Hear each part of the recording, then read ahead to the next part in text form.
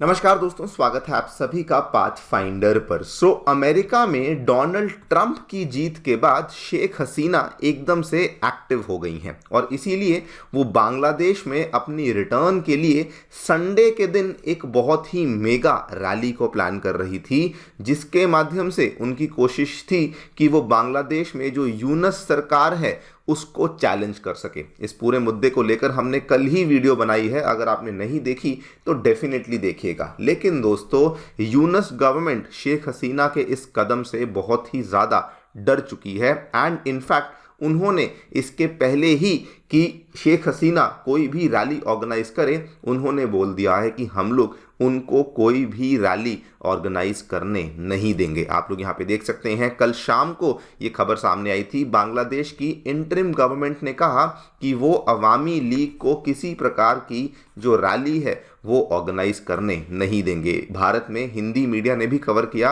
अवामी league पर बांग्लादेश की अंतरिम सरकार सख्त, कहा फांसीवादियों को रैली करने की हम लोग अनुमति नहीं देने वाले हैं। बल्कि ये लोग इतना ज़्यादा डर चुके हैं कि इन्होंने अपने देश में जो अवामी लीग के दूसरे पहले एमपी रह चुके हैं उनको भी अरेस्ट करना शुरू कर दिया है। यहाँ तक कि जो पर्टिकुलर एरिया अवामी लीग ने प्लान किया था, जिस एरिया को ज़ीरो पॉइंट कहा जाता है, बांग्लादेश के ढाका में एक बहुत ही पॉपुलर प्लेस है जहाँ पर से प्रोटेस्ट शुरू होते हैं एंड वहाँ पर यूनस गवर्नमेंट ने कहा कि हम लोग ही यहाँ पर अपनी एक रैली को ऑर्गेनाइज करने वाले हैं सो दैट शेख हसीना या अवामी लीग किसी भी तरीके से अपनी रैली यहाँ से शुरू ना कर पाए। इसी के बारे में दोस्तों बातचीत करने वाले हैं कि क्या क्या अब हमें बांग्लादेश में देखने को मिल रहा है, स्पेशली जब शेख हसीना अब ट्रंप की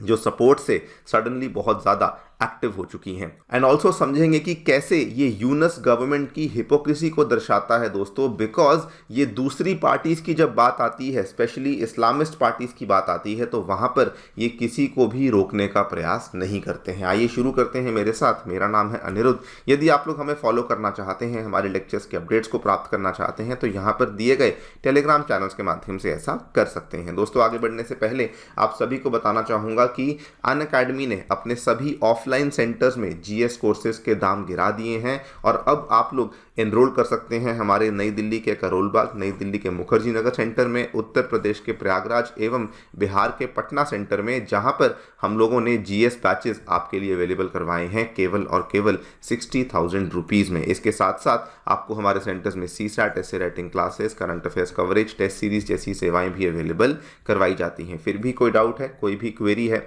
आप लोग हमारे सेंटर को विजिट कर सकते हैं या फिर नीचे दिए गए फ़ोन नंबर्स पर फ़ोन भी कर सकते हैं। फ्री स्टडी मटेरियल पाने के लिए हमारी नई ऐप को डाउनलोड कर सकते हैं, इसका लिंक भी डिस्क्रिप्शन बॉक्स में नीचे दिया गया है। ऑल राइट, मैं आपको थोड़ा सा बैकग्राउंड बता दूं। जैसे ही अमेरिका में डोनाल्ड ट्रंप की जीत हुई, उसके बाद डोनाल्ड ट्रंप और शेख हसीना के बीच में एक फ़ोन कॉल हुई, जिसमें ट्रंप ने एक सिग्नल दिया कि हमारे लिए शेख हसीना वहाँ की प्राइम मिनिस्टर हैं, हमारे लिए शेख हसीना की ही सरकार जो है वो एक लेजिटिमेट गवर्नमेंट है बांग्लादेश की। जैसे ही ये हुआ, इमीडिएटली शेख हसीना को बहुत ज़्यादा बूस्ट मिला एंड उन्होंने प्लान किया कि हम लोग संडे, रविवार के दिन बांग्लादेश में एक मेजर रैली को प्लान करेंगे, जिससे हम लोग इंटरिम गवर्नमेंट को टारगेट करेंगे, चैलेंज करेंगे। और बल्कि इन्होंने अपने फेसबुक पोस्ट के माध्यम से अपने कई सारे सपोर्टर्स को कहा कि आपको जो बांग्लादेश का ज़ीरो पॉइंट है वहाँ पर इकट्ठा होना है एंड वहाँ पर जाकर के आपको रैली ऑर्गेनाइज करनी है।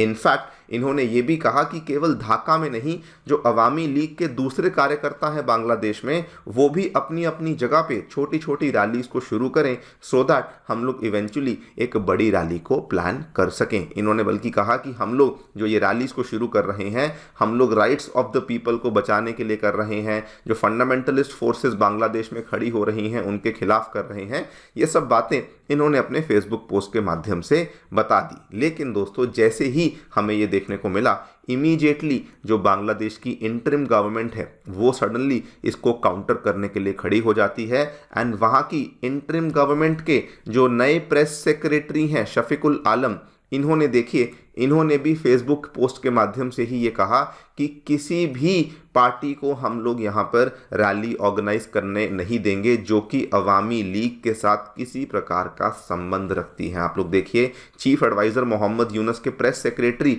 शफीकुल आलम, इन्होंने भी फेसबुक पोस्ट के माध्यम से कहा कि interim government will not tolerate any violence, या फिर किसी प्रकार से अगर कोई लॉ एंड ऑर्डर सिचुएशन को खराब करने का प्रयास करेगा हम लोग उसको टॉलरेट नहीं करेंगे। और साफ साफ कहा कि अवामी लीग की जो पार्टी है वो अपनी करंट फॉर्म में एक फैसिस्ट पार्टी है और उसको रैली ऑर्गेनाइज करने की अनुमति नहीं दी जाएगी। पहली बात तो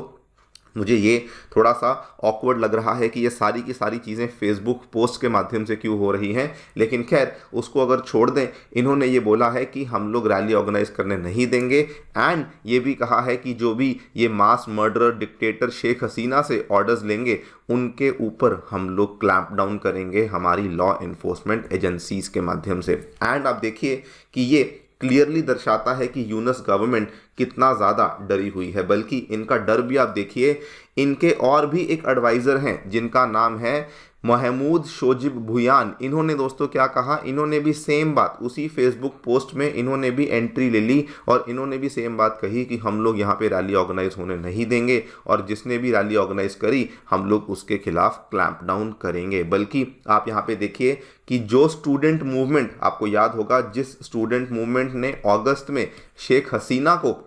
गिराने की कोशिश करी थी, उसी स्टूडेंट मूवमेंट ने अपना काउंटर करते हुए ये कहा कि जिस 0 पॉइंट पे ये शेख हसीना की पार्टी एक रैली प्लान कर रही है उसी 0 पॉइंट पर हम लोग 12 बजे पहुंचकर एक एंटी फैसिस्ट स्टेज को सेटअप करेंगे और हम लोग वहां पर अपना जो दूसरा रैली है उसको शुरू कर देंगे। बल्कि आप डर तो यहां तक देखिए, इन्होंने अवामी लीग के एक और एमपी रह चुके हैं पहले, उनको अपनी बटालियन के माध्यम से अरेस्ट करवा दिया, उनके ऊपर आरोप लगवा दिए, कुछ ना कुछ नए आरोप लगवा दिए कि आपने कुछ मर्डर चार्जेस लगा दिए, कुछ अबडक्शन चार्जेस लगा दिए, अगस्त में जो हुआ था उसके चार्जेस लगाना शुरू कर दिए। एंड सडनली ये भी जो हमें इवेंट्स हैं ये आज से 1-2 दिन पहले ही देखने को मिले हैं। नाउ सबसे पहले तो ये यूनुस गवर्नमेंट की हिपोक्रेसी को बहुत ही बड़े लेवल पे दर्शाता है। अगर आप इवेंट्स को देखेंगे, पिछले 1.5-2 महीने के जो इवेंट्स हुए हैं जब से यूनुस गवर्नमेंट पावर में आई है, सबसे पहले तो इन्होंने बहुत सारे इस्लामिस्ट पार्टीज़ के ऊपर से जो बैन लगे हुए थे उनको हटा दिए हैं। आपको याद भी होगा एक टेररिस्ट था जसीमुद्दीन रहमानी, इसको इन्होंने रिहा कर दिया था जिसको शेख हसीना ने जेल में डाला था। और ये आपको वही याद होगा, इन्होंने स्टेटमेंट भी दिया था, इन्होंने कहा था कि बंगाल को हम लोग आज़ाद करवा देंगे, ममता को बोला कि आप लोग मोदी रूल से आज़ाद हो जाइए, फिर इन्होंने कहा हम लोग कश्मीर आज़ाद करवा देंगे, चिकन नेक को काट देंगे वगैरह वगैरह। इस तरह के स्टेटमेंट्स यहाँ पे दिए गए थे इस आतंकवादी जसीमुद्दीन रहमानी की तरफ से। उसके बाद अगर आप देखें तो जब हिंदूज़ के द्वारा रैली ऑर्गेनाइज करी जाती है तो ये बांग्लादेशी आर्मी का इस्तेमाल करते हैं उस हिंदूज़ रैली को कंट्रोल करने के लिए। लेकिन जब इस्लामिस्ट ग्रुप्स के द्वारा रैलीज़ को ऑर्गेनाइज किया जाता है तो यहाँ पर कुछ नहीं कहते, उन रैलीज़ को ये खुलेआम चलने देते हैं। और वहीं पर आज जब अवामी लीग अपनी रैली को ऑर्गेनाइज करने का प्रयास कर रही है तो इसको इन्होंने ऑर्गेनाइज करने का बिल्कुल भी जो अनुमति है वो नहीं दिया गया है। सो ये चीज़ें केवल हम नहीं देख रहे, ये केवल इंडिया नहीं देख रहा, ऑब्वियसली इसको फॉरेन मीडिया भी देख रही है। एंड जिस तरीके से यूनुस गवर्नमेंट अभी चीज़ों को हैंडल कर रही है, I really don't think so कि ज़्यादा देर ये टिकने वाले हैं, बिकॉज अभी इनकी जो सिचुएशन है वो बहुत ही फ्रेजाइल है। अब इनके ऊपर 3 तरह के प्रेशर बन रहे हैं। एक तरफ से शेख हसीना पूरी कोशिश कर रही हैं, दूसरी तरफ से डोनाल्ड ट्रंप की तरफ से भी बहुत प्रेशर बन रहा है, तीसरा जो बांग्लादेश की एक और बहुत इंपॉर्टेंट पार्टी है बांग्लादेशी नेशनलिस्ट पार्टी, वो भी यूनुस के पीछे पड़ी हुई है कि जल्दी से इलेक्शन करवाइए, जो कि ये नहीं करवा रहे हैं अभी तक। तो वहाँ पर भी इनके ऊपर दबाव काफ़ी बना हुआ है। देखते हैं क्या होता है, लेकिन आई एम वेरी श्योर कि आने वाले कुछ हफ्ते बहुत ही क्रूशल होने वाले हैं बांग्लादेश के लिए, मेनली यूनुस के लिए। जो भी होगा आपके सामने हम लोग अपडेट लेकर आएंगे। आप लोग क्या सोचते हैं हमें डेफिनेटली बताएं कमेंट सेक्शन में। Thank you so much for listening, stay tuned and